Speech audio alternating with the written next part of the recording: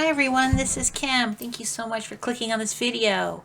As you can tell by the title, I'm going to be doing a test drive of a 2023 Honda Accord Hybrid Touring. I never really thought about getting a Honda Accord. I never really thought about getting a Honda Hybrid. Obviously, I knew they existed. But I was offered a deal on one and decided to go test drive it and see if I liked it. So here's my take. I'm not a car expert, I'm just a consumer. This is my honest opinion. Agree or disagree, it's great. So anyways, here's what it looks like. It's kind of sporty looking. It has new style front lights, which are nice, and they're LED, which is a very nice upgrade.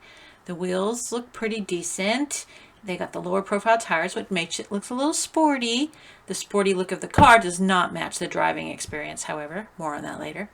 So here's the shape of the car. Something about it bugs me. I can't really pinpoint what it is, but the overall shape of the car just looks kind of generic.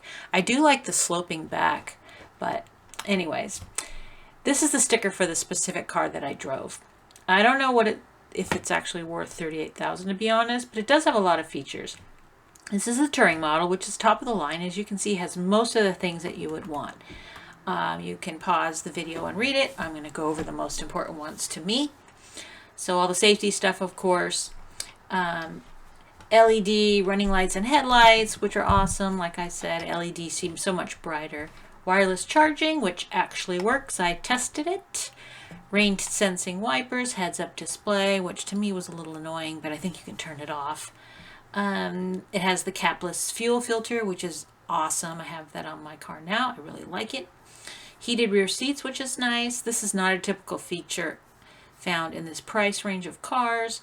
The front seats are heated and ventilated. The driver has a 10-way power seat and the passenger has a 4-way power seat, which is nice. Wireless CarPlay, wireless Android Auto, and HD radio. Now, HD radio is not available in the lower trim levels, to me, which is very, very odd. I've never heard a car with this sort of tech built in not having Sirius XM, but anyways, the touring model had it. Bose Premium Auto with 12 speakers, a 12-inch screen. I believe the others have 9-inch screen. This has leather interior, a moonroof, remote engine start, and walk-away auto lock. In my BMW, I can never really trust that it will actually lock the car, so it will be good to see if this one actually works or not. The rear passengers get their own air conditioning vents and also charging ports, which is nice. I am not sure what else is on this car that's not on the lower trim levels, so you'd have to do some research to figure that out. I know that the Touring for sure has the wireless phone stuff, the HD radio, and the heated rear seats, but I'm not sure about what else. So like I said, if you want to pause here and read it, go right ahead. The best part about Okay, and here's the best part. 44 miles per gallon. That's awesome. Now, the salesman said a lot of people get close to 50. Regardless, 44, 50, that's great. So, anyways, if you know, hybrids, they get good gas mileage. That's what it's all about. Let's look at the interior now. Typical Honda style. Everything's very comfortable. Everything's in the spot where you think it would be. The leather seats were very comfortable. It was easy to get in a good driving position. From this angle, you can see the front seats.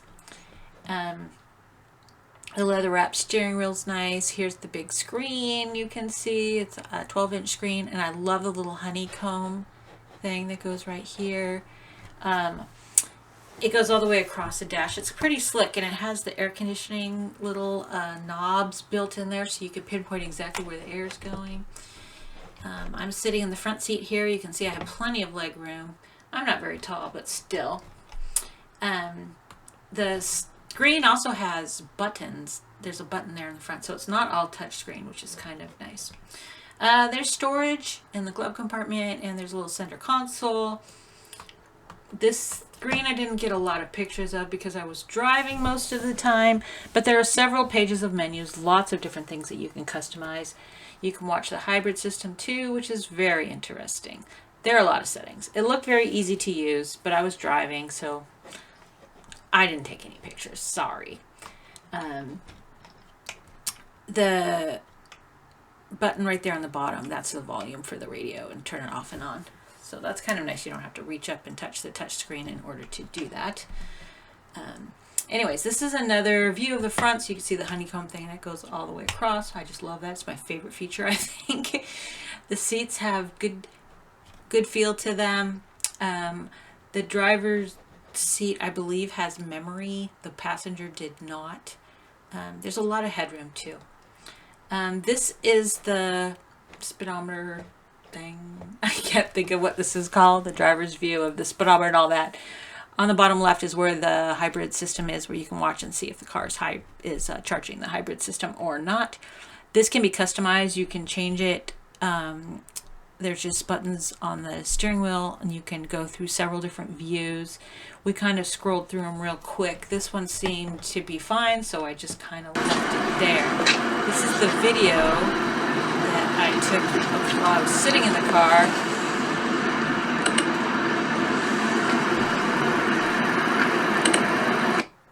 Okay, that was annoying. Sorry. You can see that the back passengers get their charging and stuff like that. Anyways, you'd be surprised how many cars don't have the charging in the back for the passengers. So this was nice. Like I said, there's nothing wrong with this car, but you know what? You couldn't even hear the engine. You couldn't feel the road. To some, that may be a positive, but I actually like driving.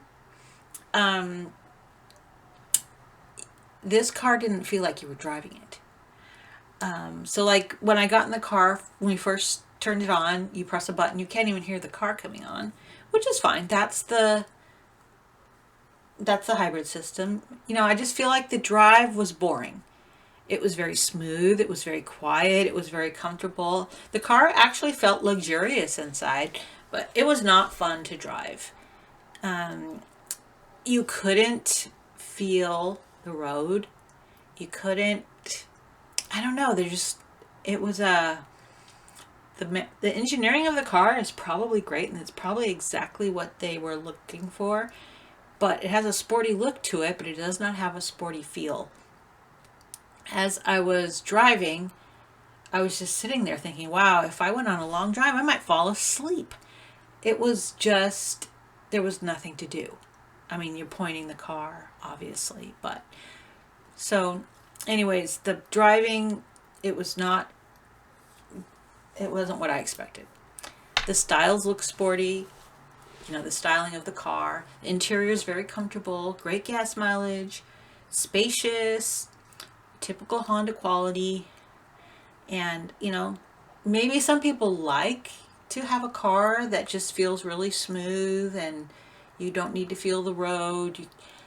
There was no feedback on the steering wheel.